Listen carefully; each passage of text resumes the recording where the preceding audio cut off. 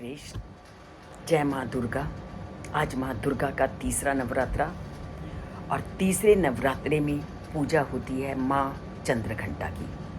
और ये चंद्रघंटा माँ दुर्गा का पार्वती का रूप है, जिसमें उन्होंने शिव को प्राप्त करने के लिए अर्धचंद्र को अपने मस्तक पर लगाया और तब से उनका नाम चंद्रघंटा पड़ा। और इसकी पूरी वीडियो हमने पहले भी बना करके आपसे साझा की है। अगर पूरे चंद्रघंटा को जानना चाहते हो तो आप उस वीडियो को सुन करके इस चंद्रघंटा की पूरी कथा को जान सकते हो। पर जो प्रश्न आज का है कि माँ क्या एक ही रूप सब राक्षसों का नाश किया? क्योंकि जब भी आप दुर्गा माँ की आरती करो तो वहाँ अनेक राक्षसों का नाम है, मधु, कैटभ, महिषासुर, शंभु, निशंभु इत्यादि। तो क्या माँ ने एक ही समय में इन सब राक्षसों का नाश किया? नहीं।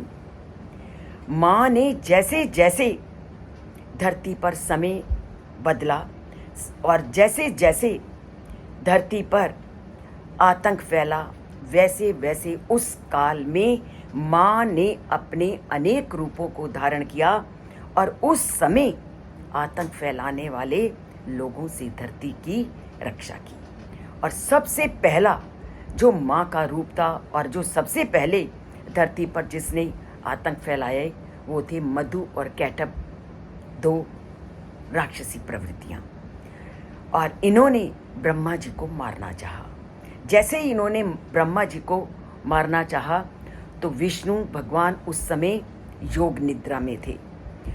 और उस समय उन्होंने क्या किया कि उन्होंने योग निद्रा देवी का आह्वान किया, जो महामाया थी, और विष्णु को उन्होंने जगा करके उन्होंने मधु कैटभ राक्षसों का संहार कराया।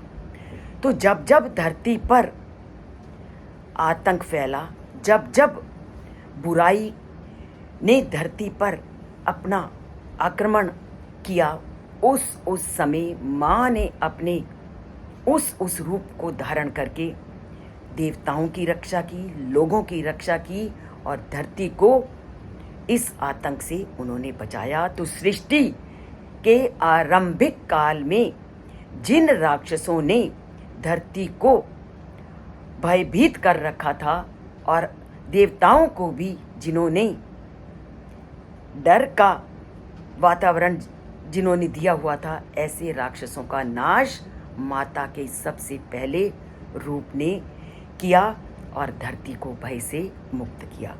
जब जब धरती पर आतंक आता है, देवता सबकी रक्षा के लिए आते हैं। और आज माँ दुर्गा का चंद्रघंटा रूप है और आज माँ दुर्गा के उसी रूप की उपासना करनी है, ताकि माँ का जो वो रूप है वो सबको रक्षा प्रदान कर सके। तो आज का जो मंत्र है वो है पिंडज प्रवर अरूढ़ा चंड कोप अस्त्रय युतः प्रसादम तन्नुते मह्यम चंद्र घंटा इति विश्रुता। और इन श्लोकों के हिंदी रूपांतर भी मैं कल से आपको नीचे लिख के दूंगी, क्योंकि बहुत सारे लोग संस्कृत के अर्थों को समझ नहीं सकते। वो इसकी हिंदी रूपांतर कविता को पढ़ करके भी माता की स्तुति कर सकते हैं।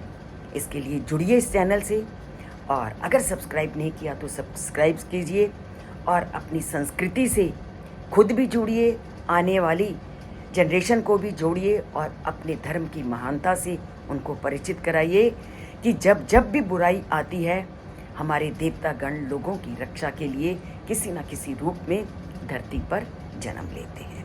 बोलिए जय श्री कृष्ण, जय माँ चंद्रघंटा।